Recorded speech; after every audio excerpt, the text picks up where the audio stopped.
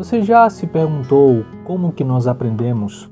Já se perguntou com que facilidade o nosso cérebro aprende e se adapta? É claro que você vai me dizer que alguns não têm tanta facilidade quanto outros, mas o fato é que todos nós aprendemos, quer seja novas habilidades ou novos contextos. Como que isso pode acontecer? É sobre isso que eu quero falar contigo hoje. Nós vamos mergulhar em um dos conceitos mais incríveis da neurociência, a neuroplasticidade. Vamos descobrir o que é, por que ela é tão importante e o mais legal de tudo isso, como podemos usar este conhecimento para melhorar o nosso processo de aprendizado, a nossa memória e até mesmo o nosso bem-estar. Então, se esse assunto é interessante para você, fique conosco até o final do vídeo.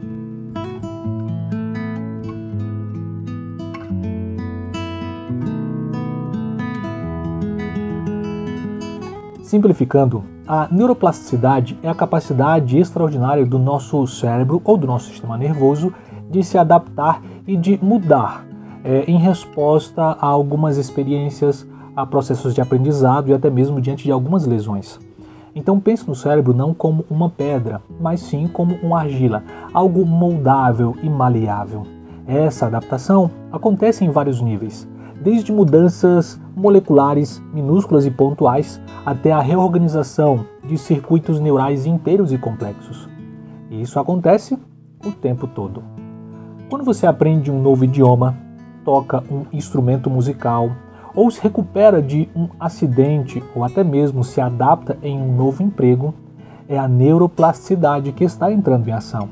Ela é a base para o nosso aprendizado, para a nossa memória, para a nossa capacidade de nos recuperarmos.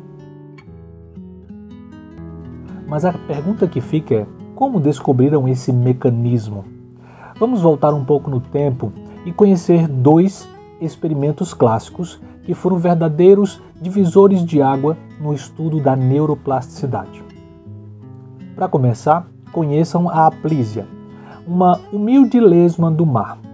Ela pode parecer um modelo bem inusitado para ser estudado, mas foi com ela que o cientista Eric Kandel, ganhador do Prêmio Nobel, fez grandes descobertas no que diz respeito ao processo de aprendizado e memória, especialmente nas bases moleculares. Kandel observou duas formas simples de aprendizado da Aplysia. A primeira foi a habituação. Imagine, Kandel dava um toque leve na Aplysia.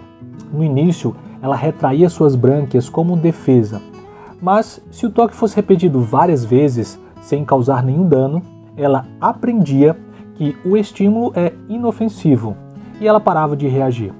O que acontecia no sistema nervoso, ou pelo menos nos neurônios?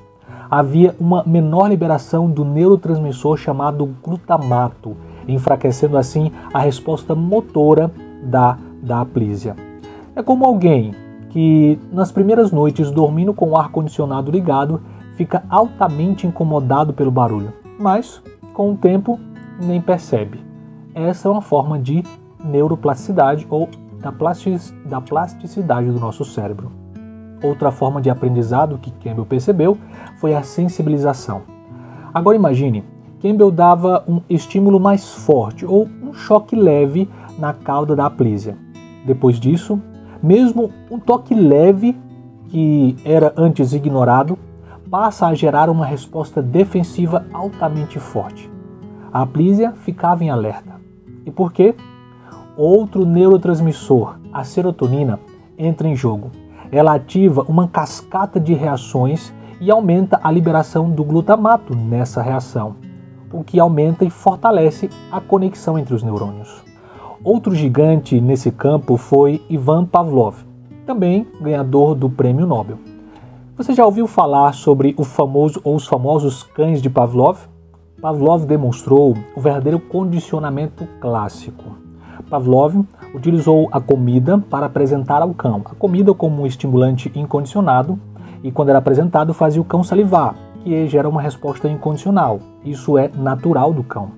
Mas Pavlov introduziu um sino, que é um estimulante neutro. Inicialmente ele não causava nenhuma salivação no cão. Mas se o sino fosse tocado logo antes de dar a comida, isso repetidas vezes, começava a ser um processo de condicionamento. O cão aprendia a associar os dois. Eventualmente, só de ouvir o sino, agora se tornando um estimulante condicionado, o cão começava a salivar, gerando assim uma resposta condicionada. Ele aprendeu então uma nova associação. Imagine aí que teu chefe sempre te chamou para conversar com ele de forma muito tranquila no seu escritório, mas as últimas vezes foram para apontar alguns erros que você cometeu na tua rotina de trabalho. Depois de algumas repetidas vezes essas conversas no seu escritório para apontar seus erros, em uma próxima vez que ele te chamar para conversar, inevitavelmente você vai ficar apreensivo, ansioso, com medo e sentir, quem sabe, sensações de frustração, porque você associou por repetidas vezes o ir na sala do chefe com o receber uma bronca ou ter os seus erros apontados diante do chefe. Isso é condicionamento ou associação, isso é associação e condicionamento clássico. O mais fascinante em todos esses experimentos, os pesquisadores conseguiram replicar o condicionamento clássico também na aplísia, associando um toque leve, que seria neutro, a um choque leve, que é um estímulo aversivo. A aplísia então aprendeu a reagir defensivamente apenas naquele toque leve. Os mecanismos moleculares são muito parecidos com os da sensibilização, contudo, com maiores reações dos neurônios que potencializam ainda mais a comunicação entre esses neurônios. Note, essa descoberta, como a da aplísia e dos cães de Pavlov, embora em sistemas nervosos bem mais simples, foram essenciais. Elas mostram que o aprendizado e a memória envolvem mudanças físicas e químicas, especialmente nas conexões entre os neurônios, que é a essência da neuroplasticidade. Mas entenda, a neuroplasticidade não acontece no vácuo ou do nada. Existem fatores que podem dar um up ou melhorar esse processo ou atrapalhar as suas capacidades de memorização e de aprendizagem. Eu vou mencionar para você aquilo que mais te atrapalha: estresse crônico ou estresse muito intenso, transtornos como depressão e ansiedade, sono ou baixa qualidade do sono e o sedentarismo. Estudos recentes mostraram que o estresse crônico, por exemplo, ele pode diminuir o volume de áreas importantes para a memória, como o hipocampo, e até causar a atrofia dos neurônios que estão ali no córtex pré-frontal. Por outro lado, acaba aumentando a atividade da amígdala, que está ligada com as emoções de medo e ansiedade. Mas o que ajuda? O que podemos fazer para melhorar e ajudar o processo de neuroplasticidade? Atividade física é uma delas. Veja, se mexer e movimentar o corpo não é bom apenas para os músculos. O exercício aumenta fatores neurotróficos como o BDNF. E você pode pensar no BDNF como um fertilizante ou um estimulante para fortalecer os neurônios. Melhora a memória e tem efeito antidepressivo. Outro fator é a estimulação ambiental. Mantenha seu cérebro sempre ativo. Leia, aprenda coisas novas, viaje, jogue e interaja socialmente. Realize atividades para enriquecer seu ambiente e para estimular a sua capacidade, a sua neuroplasticidade. Tudo isso enriquece o ambiente e estimula a neuroplasticidade, podendo até mesmo aumentar o hipocampo. Outro fator é a psicoterapia.